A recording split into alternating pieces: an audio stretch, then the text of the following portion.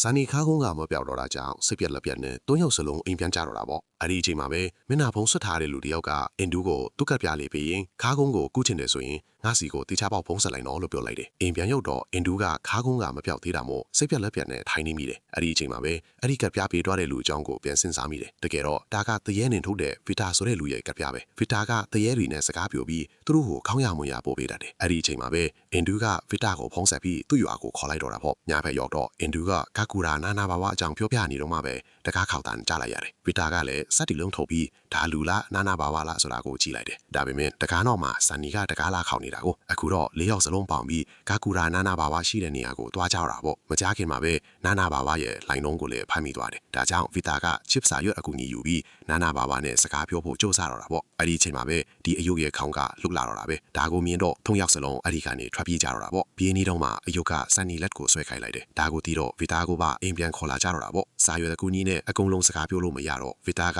တရေအတန်းဘာသာပြန်ဆက်ကိုထုတ်ပြီးနားထောင်နေရတော့တယ်အဲ့ဒီအချိန်မှာပဲဆက်ထဲကနေကူကူပဲစားကြီးရဲ့အင်ဂျီစီကအတန်းထွက်လာ